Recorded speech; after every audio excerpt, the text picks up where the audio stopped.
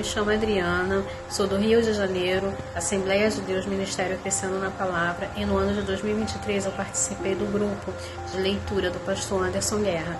Foi para crescimento espiritual, foi de grande valia, entendeu? Eu super recomendo. Entrar o ano passado, dia 1º, eu pedi a Deus que Ele me desse o que eu merecesse. Com pouco tempo eu mexendo no celular, eu encontrei o pastor Anderson falando da leitura da Bíblia. É uma rica mensagem, muito bem feita, bem explicada. Eu consegui imprimir, além dos PDF, muito bem explicado, você manda imprimir aqui. Uma rica leitura. Tem do um para o outro. Ou seja, eu faço parte da igreja aí, de Casa de Oração e de Missão, lá no Cachoeirinho, no Rio Grande do Sul. Graças a Deus foi um ano de bênção com essa leitura do pastor Anderson. E o mais importante, não foi poucos dias que eu não acompanhei ao vivo, 5h57 da manhã. Realmente é muito enriquecedor para quem quer conversar da palavra de Deus. Se você puder, faça isso, que você vai agradecer a Deus por poder estar aprendendo cada dia mais. Olá, queridos irmãos, eu irei mostrar para vocês agora a apostila do Plano de Leitura Bíblica Anual. Nela você terá uma visão panorâmica de cada conteúdo. Você vai observar o autor, o contexto histórico e o propósito do livro para a contribuição bíblica para o seu crescimento espiritual. Isso vai facilitar o seu entendimento sobre o que esperar do autor ao ler este livro. Na sequência, você terá também algumas anotações técnicas e comentários do pastor sobre as partes que foram destacadas durante a leitura ao vivo. Um conteúdo produzido com muito carinho, pensando no seu crescimento espiritual. São mais de 200 páginas para você mergulhar em seus estudos. Eu quero desejar a todos uma ótima leitura. Olá, gente! Para quem está conosco ao vivo, bom dia, meu muito bom dia, sejam bem-vindos. Para quem acompanha em qualquer outro horário, então talvez aí boa tarde, boa noite, boa madrugada, quem sabe. Esse é o 6º dia do nosso plano de leitura anual de 365 dias, onde nós estaremos conectados aqui diariamente, ao vivo a partir das 5h57 da manhã, ou com você aí em qualquer horário que você estiver nos acompanhando, diariamente. O importante é que você faça essa leitura diária, todos os dias, e que isso se torne um hábito saudável na sua vida. Temos acompanhando conosco aqui pessoas de Campo Grande, Alagoas, pessoas de Mato Grosso do Sul, de Joinville, Santa Catarina, Água Limpa, Goiás, Goianésia, Goiás, Mirassol, São Paulo, Mato Grosso, Cuiabá. Quem mais? De onde você nos acompanha? Piriri. Piriri é o quê? Piauí? É isso? De Piriri, Piauí. Cachoeirinha, Rio Grande do Sul. Da onde mais? Vai colocando, vai entrando aí, colocando de onde você nos acompanha. Camaquã, é isso? Camaquã, Rio Grande do Sul. Bastante gente do Rio Grande do Sul, hein? Contagem, Minas Gerais, Brasília, São Luís, São Paulo, Santo André. Bom, mas vamos à leitura, para a gente ganhar tempo. Oremos então. Pai amado, querido, Senhor das nossas vidas, soberano Deus, te louvamos, te agradecemos por mais um dia que estamos aqui conectados e diante da tua presença. Pedimos que o Senhor fale ao nosso coração através da tua palavra. Oramos em nome de Jesus. Amém. Amém. Esse é o nosso pedido. Só queremos que Ele fale conosco. Vamos lá então, Marcos, capítulo 8. É bom que você saiba o seguinte: alguns textos que estão aqui em Marcos se repetem nos outros evangelhos. São 4 evangelhos. Então, alguns textos lá de Mateus se repete em Lucas e assim sucessivamente. Então, o que acontece? Alguns textos que eu estou lendo aqui no livro de Marcos e vou ler, eu vou deixar para comentar depois. porque a gente ganha tempo no plano e não vai se tornando repetitivo as explicações. Então, quando eu ler aqui falar sobre uma coisa, a gente interpretar aquele texto, e eu ver que lá em Marcos, lá em Mateus, por exemplo, é a mesma coisa que nós já falamos em Marcos, então não vai se fazer necessário. Alguns textos aqui de Marcos é muito sucinto. Marcos, ele foi sucinto, eu avisei no início. Então eu vou deixar para falar em Lucas, em João, enfim, só para avisar vocês aí, que às vezes vocês veem eu lendo até um pouco mais rápido e não comentando nada, mas aguarde, que tudo a gente vai comentar, tudo a gente vai dar para vocês aí os princípios de interpretação dos textos, porque o plano é ler e entender a Bíblia, tá? Então é isso que a gente vai fazer. Bíblia na tela, versão King James, 1611. Vamos seguir com a nossa leitura. Não esquece de dar o seu like, o seu joinha aí, tá? Marcos, capítulo 8, versículo 1. Naqueles dias, sendo a multidão muito grande e não tendo o que comer, Jesus chamou a si os seus discípulos e disse-lhes: tenho compaixão da multidão, porque já estão comigo há 3 dias e não tenho o que comer. E se os deixar ir em jejum para as suas casas, desfalecerão no caminho, porquanto vários deles vieram de longe. Eu achei muito interessante isso aqui, só um comentário, né? Jesus olhar para aquele povo e ter compaixão daquele povo, compaixão daquela multidão que estava ali. Achei muito interessante, né? Isso aqui mostra, se tem alguém aí nos assistindo, que você tem algum cargo missionário na igreja que você serve. De repente você é um pastor, você é um diácono, você é um obreiro, um presbítero, um bispo, não sei. Isso aqui mostra que nós devemos olhar com compaixão para as pessoas.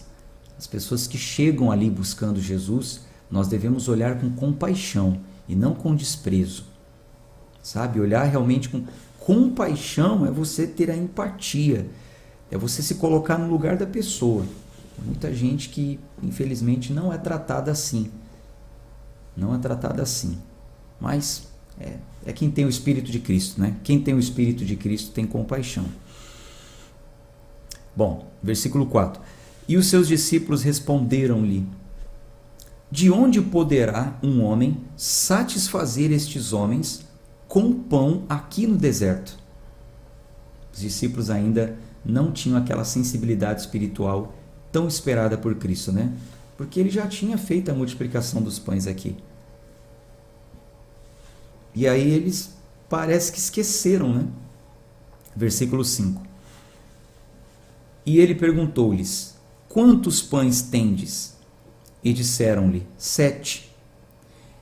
E ele ordenou ao povo que se assentasse no chão.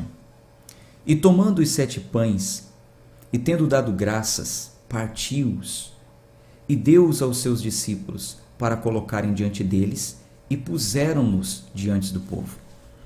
E tendo alguns pequeninos peixes, esses pequeninos peixes traz aí a conotação de peixes pequenos ou pequenos pedaços de peixes, tá?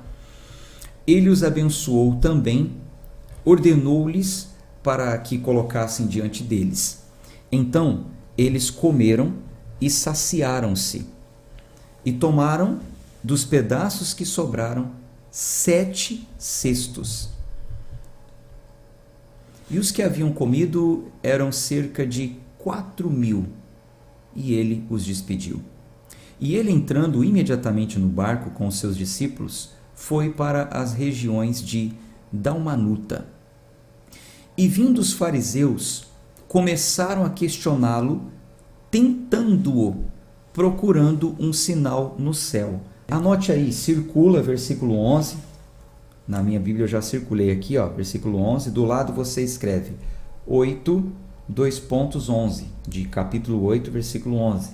Aí você escreve assim, ó, um fenômeno cósmico, como um sinal de confirmação da autoridade divina de Jesus. Então, você grifa aí a palavra procurando um sinal Grife aí essa palavra do versículo 11. Procurando um sinal. Aí do lado você escreve. Um fenômeno cósmico. Como um sinal de confirmação da autoridade divina de Jesus. Então eles estavam tentando Jesus, provocando Jesus. Você não é o filho de Deus? Você não tem autoridade? Então, cadê o sinal no céu? Faz algum sinal aqui no céu. Os fariseus eram terríveis, né? Com isso, versículo 12, ó. Olha o que Jesus fez. Sabe aquele suspiro? Suspirou profundamente em seu espírito, disse: por que procura esta geração um sinal?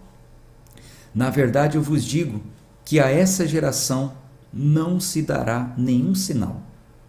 E deixando-os, tornou a entrar no barco e foi para o outro lado. Versículo 14.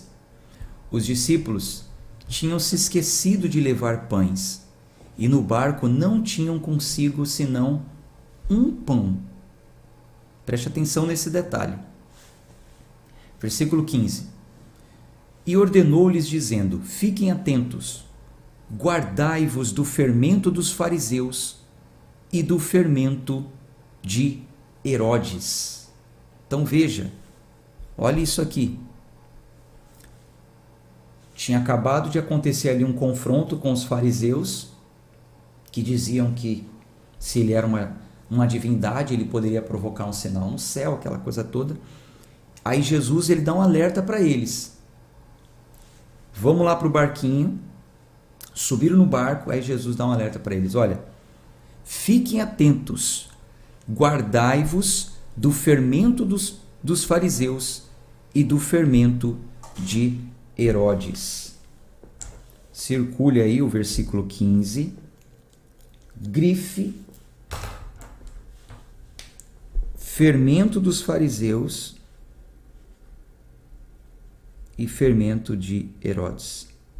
O que é esse fermento? Por que Jesus está usando essa palavra? Guardai-vos do fermento. Esse fermento diz respeito ao ensino. Esse fermento que ele está falando, guardai-vos do fermento dos fariseus, diz respeito ao ensino dos fariseus, diz respeito à hipocrisia dos fariseus. Anote aí do ladinho da sua Bíblia. Por que Jesus dá essa advertência? Porque o ensino dos fariseus ele compara ao fermento, o fermento que penetra, se espalha e cresce. Cuidado com este falso ensino, com esse ensino aí dos fariseus. Versículo 16. E eles arrazoavam entre si, dizendo: isso é porque não temos pão. Olha só, vocês se lembram que no início disse que eles subiram no barquinho, mas esqueceram de levar pão para a viagem? Eles só tinham um pão. Quando Jesus fala assim, ó, guardai-vos do fermento dos fariseus, eles não tinham entendido nada. É o que eu falo para vocês desde o início. Nós precisamos aprender a interpretar os textos. O que o autor daquele texto quis dizer com aquele texto? O que aquele texto diz? Como aquele texto quer ser lido? É literal? É uma parábola? É uma hipérbole? É uma figura de linguagem? É um texto narrativo? É um texto normativo? Então, eles ouviram Jesus falar por parábola, né? Olha, guardai-vos do fermento dos fariseus. E não conseguiram interpretar, não ganharam o negócio ali, sabe? Não pegaram a cena, como dizem, né? Não se ligaram no que estava acontecendo ali. Jesus, os fariseus, tal. Não tinham entendido. Então, eles começaram a conversar entre si. Ele está falando isso porque não temos pão. Você vê como facilmente a pessoa pode não interpretar o texto correto e dar a ideia dele para o texto? Se não observar o contexto. Ao observar o contexto, os discípulos saberiam. Olha, Jesus acabou de discutir ali com os fariseus que eles estavam querendo um sinal, uma coisa. Olha só as coisas que os fariseus ensinam de errado. E Jesus repreendeu eles. Daqui a pouco Jesus sobe no barco e fala: guardai-vos do fermento dos fariseus. Fermento? O que um fermento faz? Um fermento faz uma massa levedar, uma massa crescer. E se aquilo que os fariseus estão fazendo é ruim, nós temos que tomar cuidado, porque aquilo que os fariseus ensinam é como um fermento, que penetra, que se espalha e cresce. Entende os princípios de interpretação?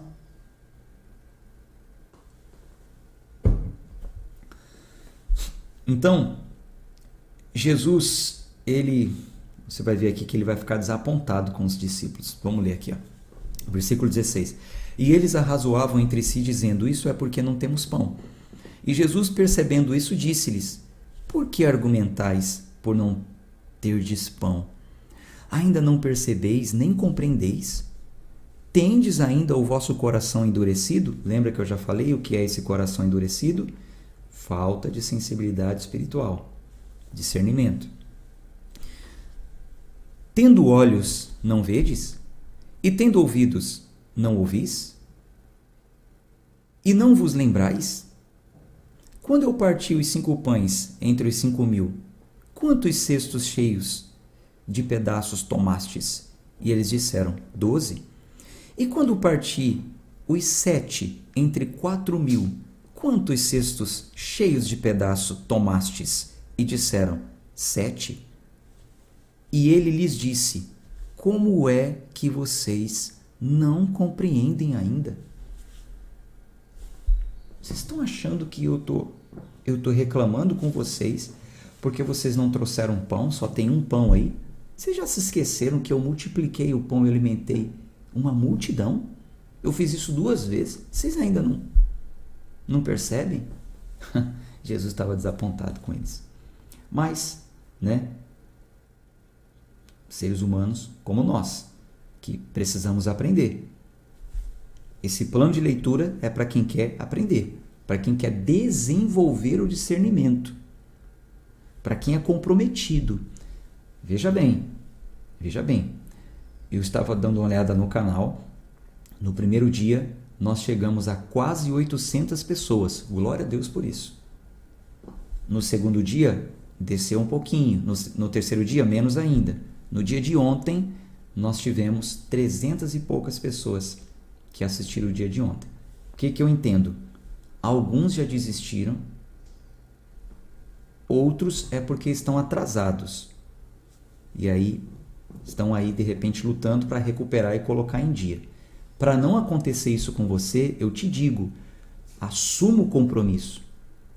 Aconteça o que acontecer, diariamente participe, para você não se perder e não desanimar. Tenha um colega de sala de leitura, alguém para você conversar nos comentários, alguém para depois você mandar uma mensagem no WhatsApp. Vamos continuar, vamos em frente, vamos até o fim, tá bom? Versículo 22.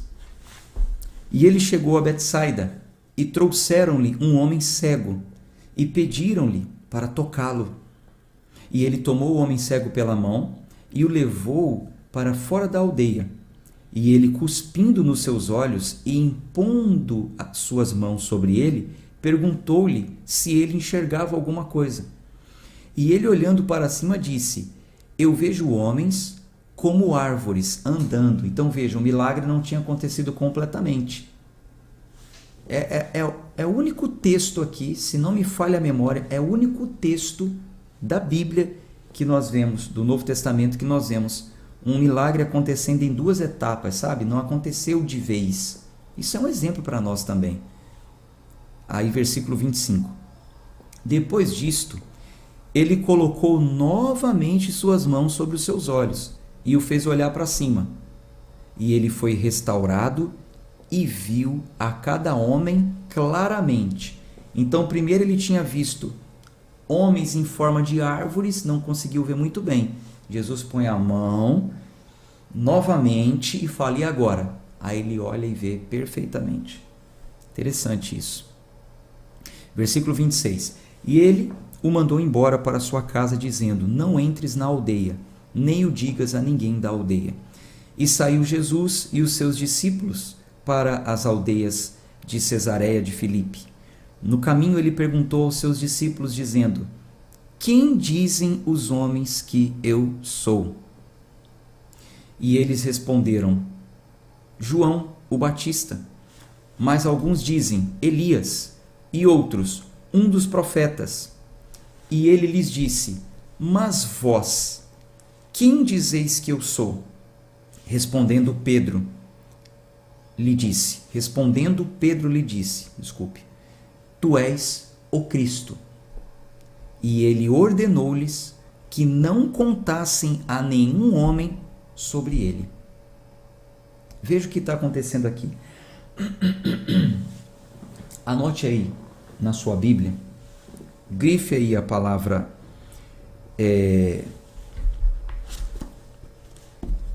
do capítulo 8, versículo 29. Grife aí, tu és o Cristo. Essa declaração, tu és o Cristo. Aí você anota aí do lado. Cristo, entre parênteses, Messias. É a mesma coisa, tá? Messias, Cristo, significa ungido. Significa o rei e libertador enviado por Deus. Então, a palavra Messias, nas Escrituras, na profecia, significa o Cristo de Deus, o enviado de Deus, o ungido de Deus, um rei libertador. Então, quando se falava sobre Messias, quando se falava sobre o Cristo, estava se falando sobre um rei ungido por Deus para libertar o povo. As profecias diziam isso e nós vamos ler isso juntos. Então, por que Jesus, quando Pedro faz essa declaração, tu és o Cristo, nos outros evangelhos a gente vai falar mais sobre isso. Pedro foi bem sucinto aqui. Marcos foi bem sucinto aqui. Quando Pedro fala, tu és o Cristo, Jesus ele fala, olha, não diga isso para ninguém. Não diga que eu sou o Messias para ninguém. Por que Jesus estava dizendo isso? Naquela época, quando se falava sobre um Messias, existia um péssimo entendimento sobre a sua obra e missão ao ser enviado por Deus. Quando diziam que Messias era um rei enviado por Deus, muitos acreditavam que esse rei enviado por Deus seria um conquistador militar. Alguém que iria levantar um exército como Davi. Ele é da raiz de Davi. Então, quando falava, olha, está se levantando um rei que era da raiz de Davi, ele é ungido por Deus, ele vai libertar o povo, eles achavam que ia levantar um rei tipo Davi, que ia levantar um exército e ia tomar o império. Ia libertar o povo do Império Romano. Por isso que, lembra que lá no comecinho da leitura eu disse que tinha um grupo de herodianos que andava infiltrado no povo para ver se de repente aparecia algum Messias, algum grupo messiânico se levantando com rebeldia, com rebelião e tal. Então, porque antes de Cristo já vieram muitos que diziam, eu sou o Messias, e levantavam grupos de rebeldes, facções, para poder tomar o governo na força do braço. Então, Jesus não queria que falassem que ele era o Messias por isso. Porque antes da hora já iriam querer prendê-lo, já iriam querer achar que ele ia tomar o reino na força do braço. Tanto é que é isso que aconteceu. No final ele é preso e levado a julgamento por isso, dizendo que ele estava blasfemando contra as leis de Deus e que ele estava blasfemando contra o rei, querendo tomar o lugar do rei, dizendo que ele era rei. Já já nós vamos ver esse interrogatório como foi.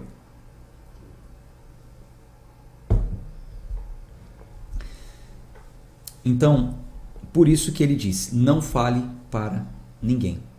Na verdade, Jesus ele ainda iria ensinar tanto os discípulos como as pessoas que o Messias ele não era esse rebelde, que na verdade o Messias ele ia sofrer, ele iria padecer, ele iria morrer pelo povo. Na sequência, Jesus vai começar a ensinar isso para os seus discípulos. Versículo 31, vamos continuar. Marcos capítulo 8, versículo 31. E ele começou a ensinar-lhes que o Filho do Homem deveria sofrer muitas coisas e ser rejeitado pelos anciãos e pelos principais sacerdotes e escribas e que fosse morto, e após 3 dias ressuscitar. E ele falava essas parábolas publicamente, e Pedro, tomando, começou a repreendê-lo.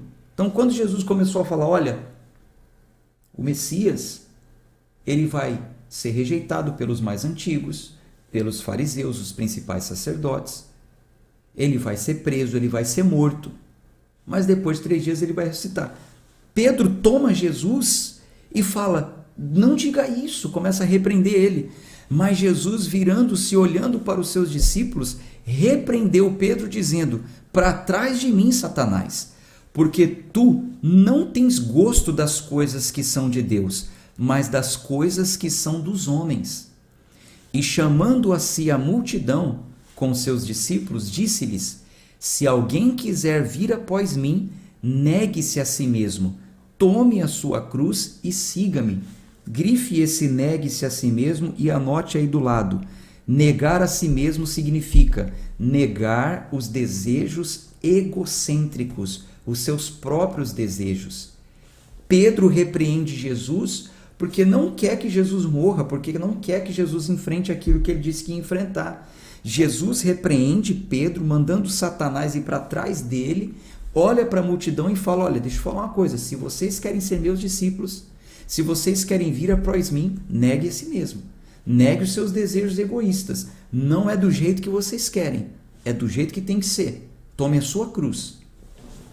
Então, negar a si mesmo significa negar os seus desejos humanos e egoístas. Um discípulo de Cristo não pode ter esse pensamento egoísta, e ele vai falar mais sobre isso. Ó. Versículo 35. Porque aquele que quiser salvar a sua vida, perdê-la-á. Mas quem perder a sua vida por minha causa e do Evangelho, salva-la. Portanto, que lucro tem o homem em ganhar o mundo inteiro se perder a sua própria alma? Ou que dará o homem em troca da sua alma? Veja, perder ou salvar a sua vida não se refere simplesmente à vida física, e sim à essência da vida, a alma, salvar a alma. Jesus está dizendo aqui que o jeito certo de salvar a alma é perdê-la, ou seja, é entregá-la para Cristo por causa do Evangelho. Não há nada que se possa fazer nesta vida em troca da alma. Não há dinheiro que possa comprar a alma, pagar pela alma. Não há. Então Jesus está dizendo, quem quer salvar a sua alma, perca ela, entregue ela para mim, por causa do Evangelho. Tá? Isso está no material complementar que eu vou entregar para vocês lá no grupo. Vamos seguir com a leitura. Porquanto, qualquer que, entre esta geração adúltera e pecadora, se envergonhar de mim e das minhas palavras, também dele se envergonhará o Filho do Homem, quando vier na glória de seu Pai com os santos anjos. Vamos para o próximo capítulo. Capítulo 9, versículo 1.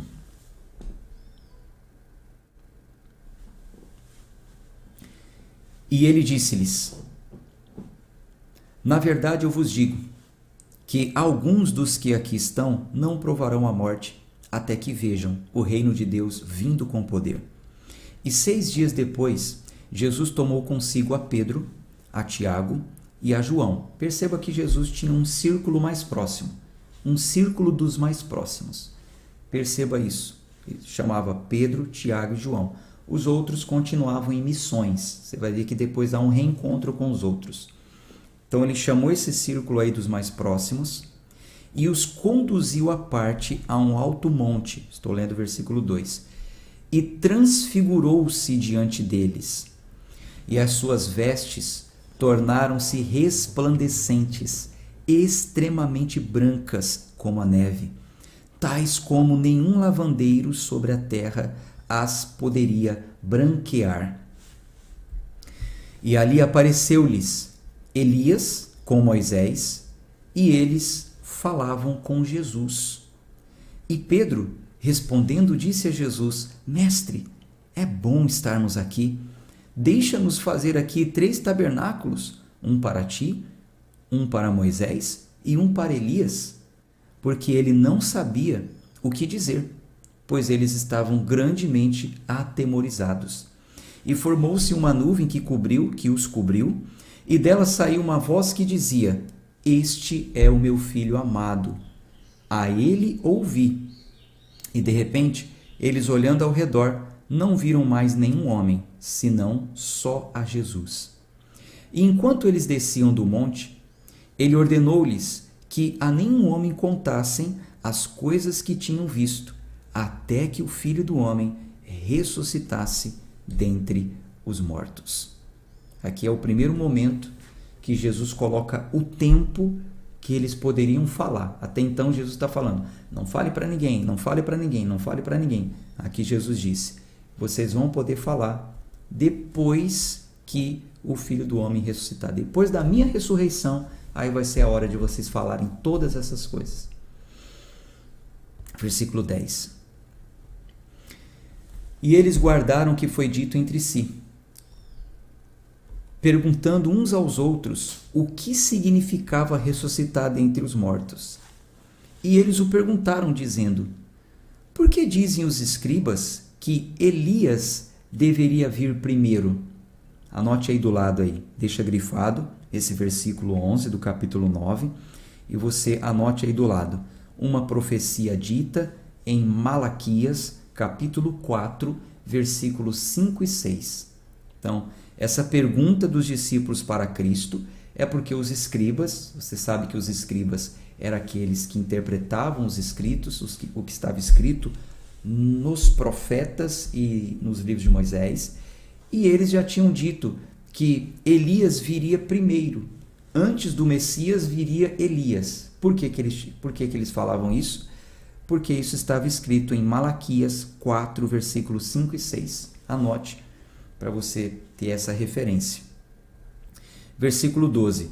E respondendo, ele disse-lhes: na verdade, Elias virá primeiro e restaurará todas as coisas. E como está escrito do Filho do Homem, que ele deve sofrer muitas coisas e ser reduzido a nada. Mas eu vos digo que Elias já veio, e eles fizeram-lhe tudo o que quiseram, como está escrito sobre ele. Esse Elias já veio, anote aí do lado, grife, anote aí do lado. Esse Elias já veio é Jesus identificando João como Elias, João Batista.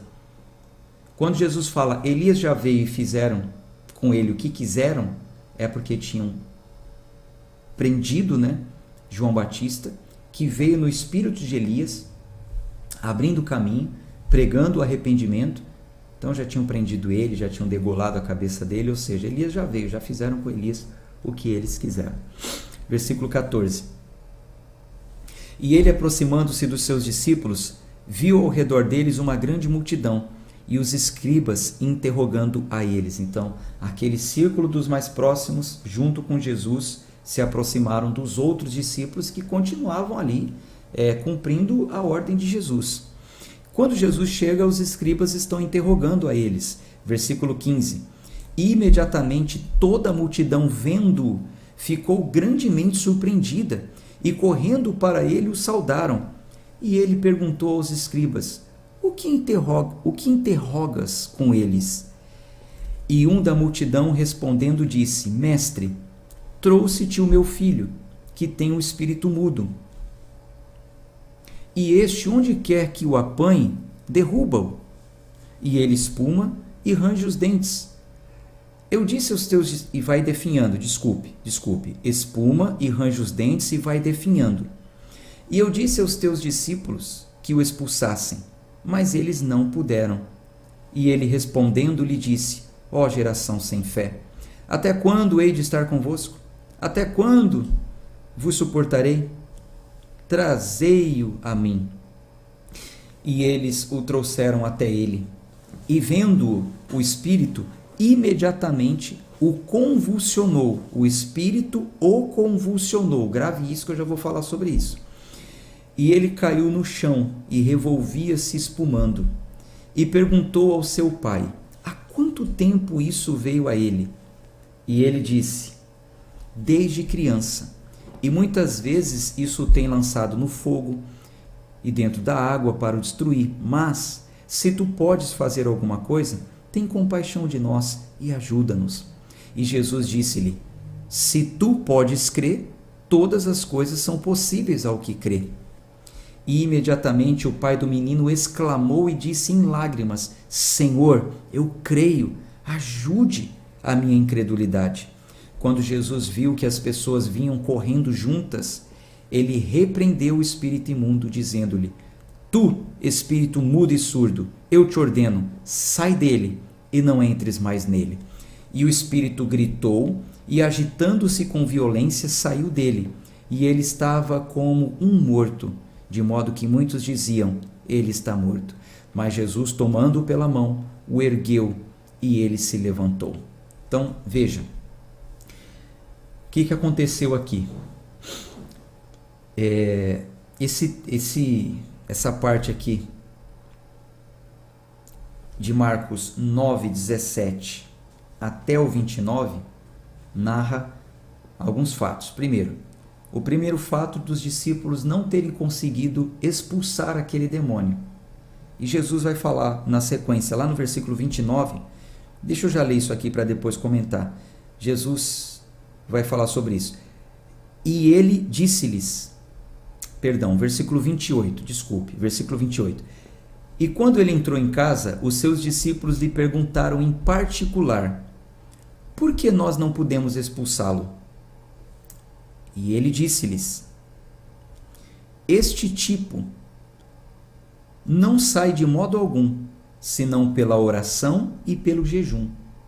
Então, do que todo esse texto se trata? Primeiro, Jesus está dizendo que eles não conseguiram expulsar aquele demônio, mostrando que aquela atividade, a atividade de exorcismo, requer um preparo espiritual. Oração e jejum. Consagração. Ponto. O texto é claro. E o que nós notamos também, é importante falar para vocês na interpretação desse texto. Nós percebemos aqui alguns sintomas. Definhar, rilhar os dentes, cair no chão, espumar. Sintomas bem semelhantes a uma doença conhecida como epilepsia. Acredito que alguns já tinham visto. Quem sabe até tenham proximidade a alguém que sofra com esses ataques de epilepsia. Só que acontece o seguinte: Marcos ele deixa bem claro que esses sintomas estão sendo causados por um espírito maligno. Você pode comprovar isso no texto. Lá no versículo 17, vamos comigo, capítulo 9, versículo 17.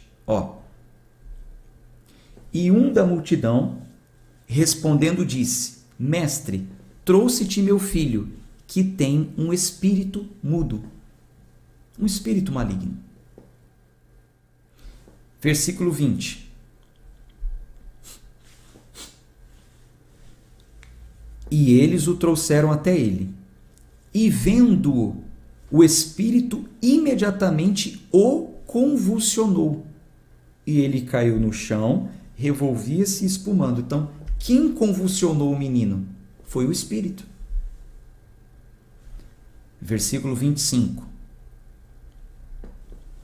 Quando Jesus viu que as pessoas vinham correndo juntas, ele repreendeu o espírito, dizendo-lhe: tu, espírito mudo e surdo, te ordeno, sai dele e não entres mais.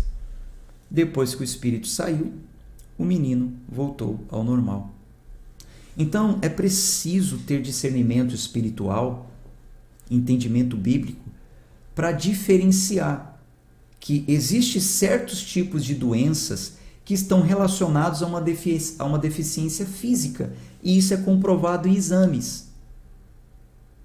Se o seu familiar, se uma pessoa próxima sofre de epilepsia e ele é diagnosticado, o porquê dessa epilepsia?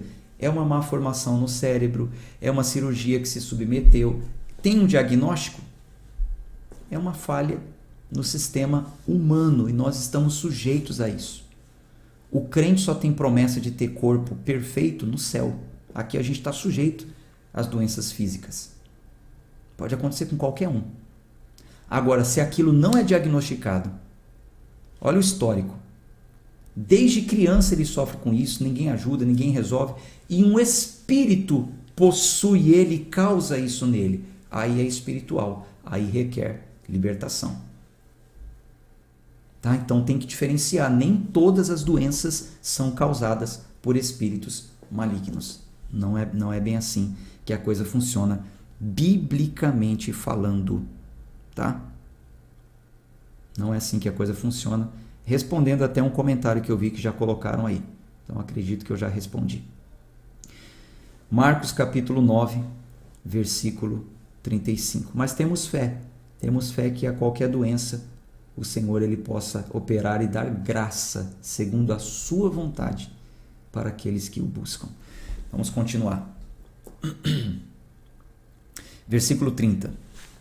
E tendo partido dali, passava pela Galileia, e não queria que nenhum homem soubesse isso, pois ele ensinava aos seus discípulos e lhes dizia: o Filho do Homem será entregue nas mãos dos homens e matá-lo-ão, e após ser morto ele será ressuscitado ao terceiro dia. Então Jesus ainda está ensinando. Enquanto eles não aprendessem bem aquilo, Jesus não queria que se espalhasse, que ele era o Messias, eu já expliquei isso.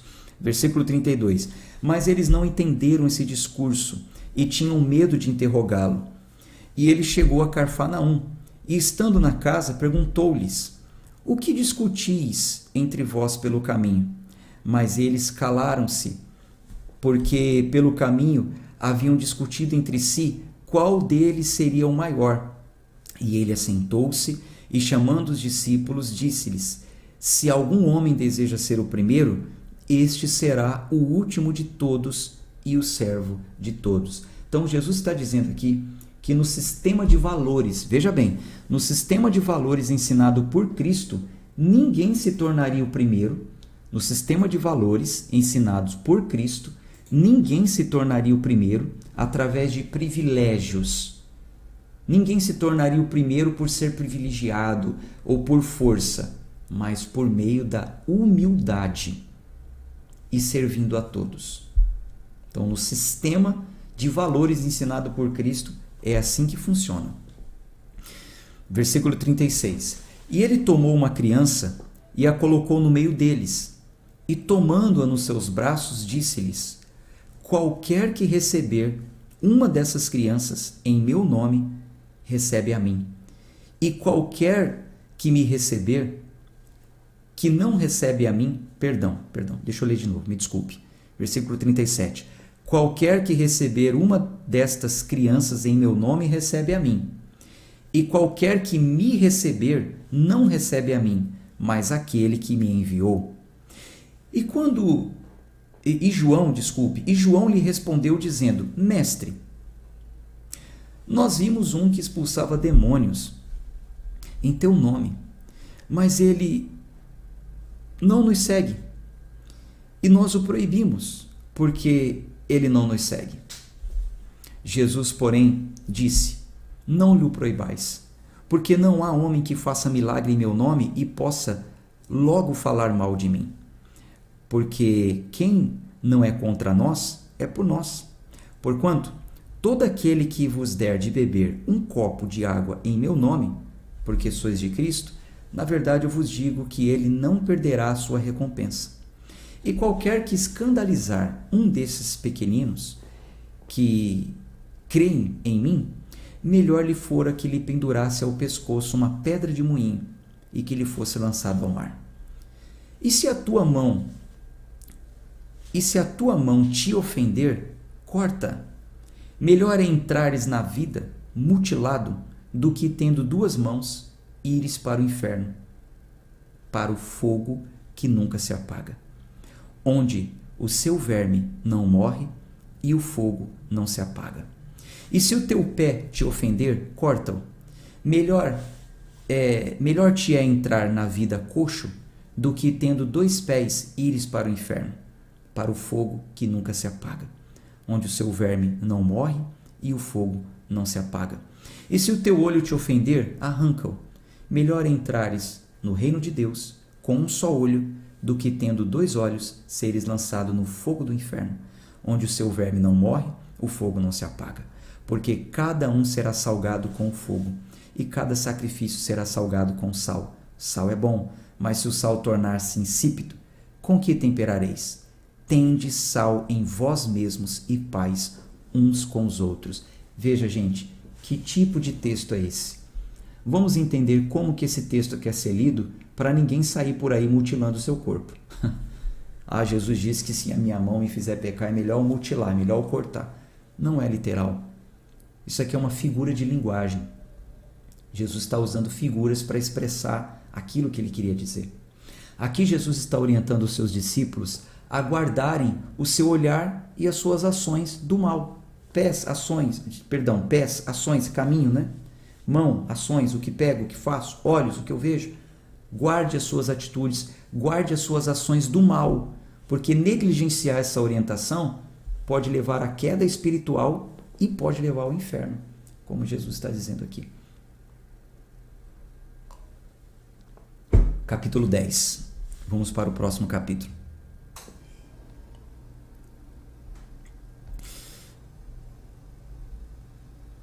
Olha só, nós vamos ler um texto aqui no capítulo 10, que no meio aqui do caminho vai falar sobre divórcio. Marcos, ele não trouxe a informação completa sobre divórcio, ele foi sucinto. Então vou deixar para comentar isso lá em Mateus. Vamos só ler.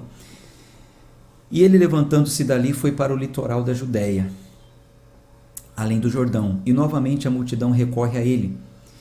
E, como era seu costume, ele os ensinou novamente. E os fariseus, vindo até ele, perguntaram-lhe, tentando, mais uma vez os fariseus, né? É lícito ao homem repudiar sua mulher? E ele, respondendo, disse-lhes, o que é que Moisés vos ordenou? E eles disseram, Moisés permitiu escrever carta de divórcio e repudiá-la. E Jesus, respondendo, disse-lhes, pela dureza dos vossos corações, ele vos escreveu esse mandamento. Mas desde o princípio da criação, Deus os fez macho e fêmea. Por isso deixará o homem pai e mãe e se unirá à sua esposa. E eles dois serão uma só carne. E assim não são mais dois, mas uma só carne. Portanto, o que Deus uniu, nenhum homem o separe. Eles perguntaram, o homem pode divorciar da sua mulher? Jesus responde ali no final, versículo 9, o que Deus uniu, nenhum homem o separe. O homem não pode separar o que Deus uniu. No meio, ele remete eles a pensarem no que disse Moisés por mandamento, por causa da dureza do coração deles, mas leva eles de volta ao que Deus disse.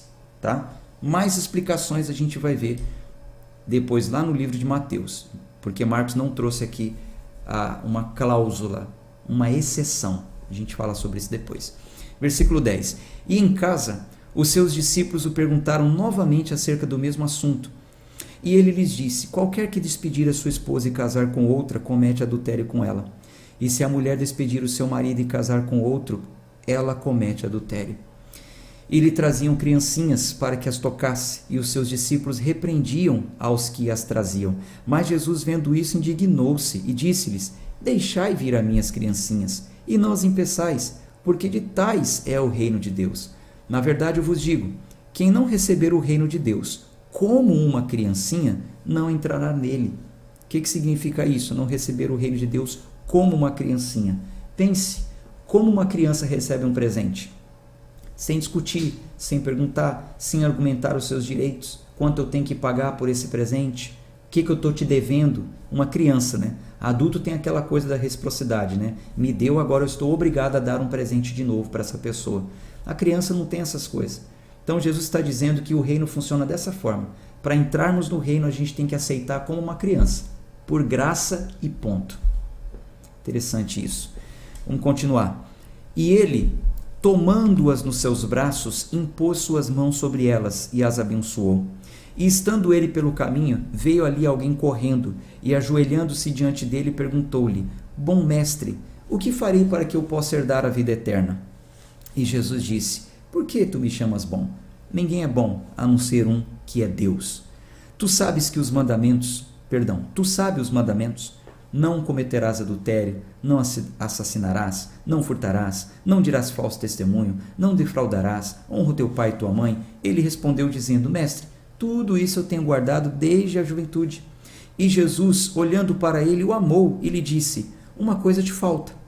Vai pelo teu caminho, vende tudo quanto tens e dá aos pobres, e tu terás um tesouro no céu. E vem, toma a cruz e segue-me.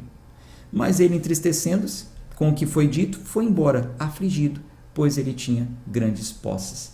Você vê que essa expressão, uma coisa te falta, mostra, prova, que a mais perfeita obediência à lei, ele obedecia à lei, a mais perfeita obediência à lei não torna ninguém merecedor da vida eterna.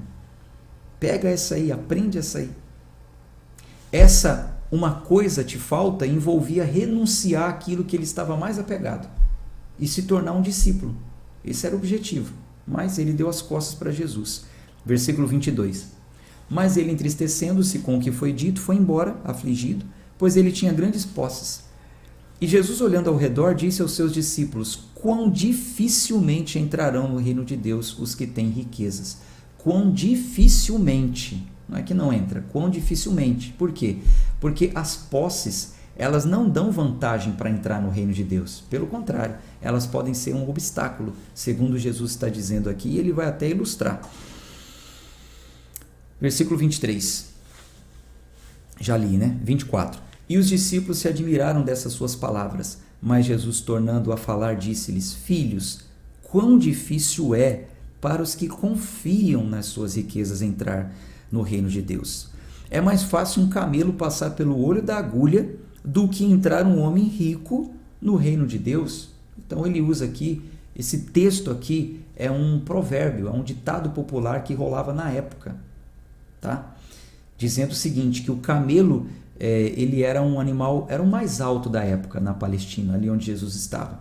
Então é impossível pegar um camelo e espremê-lo para passar no olho da agulha, que era um lugar estreito. Versículo 26. E eles ficaram extremamente admirados, dizendo entre si: quem então poderá ser salvo? E Jesus, olhando para eles, disse: com homens isso é impossível, mas não com Deus, porque com Deus todas as coisas são possíveis. Com homens isso é impossível.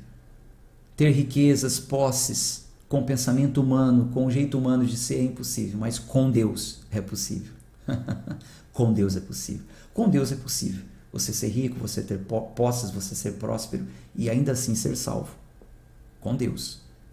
Vida devota, piedosa. Nós vamos aprender isso no decorrer do ano. Versículo 28. E Pedro começou a dizer-lhe: eis que nós tudo deixamos e te seguimos. A semelhança do que ele pediu para o jovem rico fazer, Pedro olha e fala: nós fizemos isso. Versículo 29. E Jesus respondendo disse: na verdade eu vos digo que não há nenhum homem que tenha deixado casa, irmãos, irmãs, ou pai, ou mãe, ou mulher, ou filhos, ou campos, por causa de mim e do evangelho, que não receba 100 vezes mais, já nesse tempo, em casas, irmãos, irmãs, mães, filhos, campos, com perseguições. Vai ter luta, viu? É com luta. E no mundo vindouro, a vida eterna. Mas muitos que são primeiros serão últimos, e os últimos primeiros. E eles estavam no caminho subindo a Jerusalém, e Jesus ia diante deles. E eles maravilhavam-se e seguiam-no atemorizados. E ele, tomando novamente os 12, começou a dizer-lhes as coisas que deviam acontecer com eles, dizendo: eis que vamos para Jerusalém, e o Filho do Homem será entregue aos principais sacerdotes e aos escribas, e eles o condenarão à morte, e o entregarão aos gentios, e eles zombarão dele, e o açoitarão, e cuspirão nele, e o matarão, e ao terceiro dia ele será ressuscitado. E Tiago e João, filhos de Zebedeu, aproximaram-se dele, dizendo: mestre, queremos que tu nos faças o que nós desejamos. E ele lhes disse: o que quereis que eu vos faça? E eles lhes disseram: conceda-nos que na tua glória nós possamos nos assentar, um à tua direita e outro à tua esquerda. Mas Jesus lhes disse: não sabeis o que pedis. Podeis vós beber o cálice que eu bebo, e serdes batizado com o batismo com que eu sou batizado? Eles lhes disseram: nós podemos. Jesus, porém, disse-lhes: de fato, bebereis o cálice que eu bebo, e sereis batizado com o batismo com que sou batizado. Porém, o assentar-se à minha direita, ou à minha esquerda. Não é meu para dar, mas o será dado àqueles a quem está preparado. Eu vou falar sobre isso nos outros evangelhos, essa história se repete, tá? Para a gente não estender muito hoje. E os 10, tendo ouvido isso, começaram a indignar-se contra Tiago e João. Ficaram revoltados porque os 10 agiram de forma egoísta, né? Foram no particular fazer um pedido para Jesus para serem aqueles que se assentaram à direita e à esquerda de Jesus, serem os melhores, né? Os primeiros. Mas Jesus, chamando-se a si, disse-lhes: sabeis que os que são reconhecidos como governadores dos gentios exercem senhorio sobre eles, e que sobre eles um dos seus grandes exerce autoridade. Mas não será assim entre vós. Antes, qualquer que entre vós quiser tornar-se grande, será o vosso ministro. E qualquer que entre vós quiser ser o primeiro, será servo de todos. Porque até mesmo o Filho do Homem não veio para ser servido, mas para servir, e para dar a sua vida em resgate de muitos. Resgate é um preço que se pagava, tá? Por causa do pecado. A gente vai ler isso nas leis de Moisés. Então ele falou, o Filho do Homem veio para pagar o resgate por muitos. E eles chegaram a Jericó. E saindo ele de Jericó com seus discípulos e grande número de pessoas, Bartimeu, o cego, filho de Timeu, estava sentado ao lado da estrada mendigando. E, ouvindo que era Jesus de Nazaré, começou a clamar e a dizer: Jesus, filho de Davi, tem misericórdia de mim. E muitos mandaram que se calasse. Mas ele clamava ainda mais: Filho de Davi, tem misericórdia de mim. E Jesus, parando, ordenou que ele fosse chamado. E eles chamaram o homem cego, dizendo-lhe: tem bom ânimo, levanta-te, ele te chama. E ele, lançando de si a sua capa, levantou-se e foi até Jesus. E Jesus, respondendo, disse-lhe: o que queres que eu te faça? E o homem cego lhe disse: Senhor, que eu receba a minha visão. E Jesus lhe disse: vai no teu caminho, e a tua fé te curou. E ele imediatamente recebeu visão e seguiu a Jesus pelo caminho. Bom, a gente encerra por aqui hoje. A gente continua a nossa leitura amanhã. Olá, queridos irmãos. Eu irei mostrar para vocês agora a apostila do Plano de Leitura Bíblica Anual. Nela você terá uma visão panorâmica de cada conteúdo. Você vai observar o autor, o contexto histórico e o propósito do livro para a contribuição bíblica para o seu crescimento espiritual. Isso vai facilitar o seu entendimento sobre o que esperar do autor ao ler este livro. Na sequência, você terá também algumas anotações técnicas e comentários do pastor sobre as partes que foram destacadas durante a leitura ao vivo. Um conteúdo produzido com muito carinho, pensando no seu crescimento espiritual. São mais de 200 páginas para você mergulhar em seus estudos. Eu quero desejar a todos uma ótima leitura.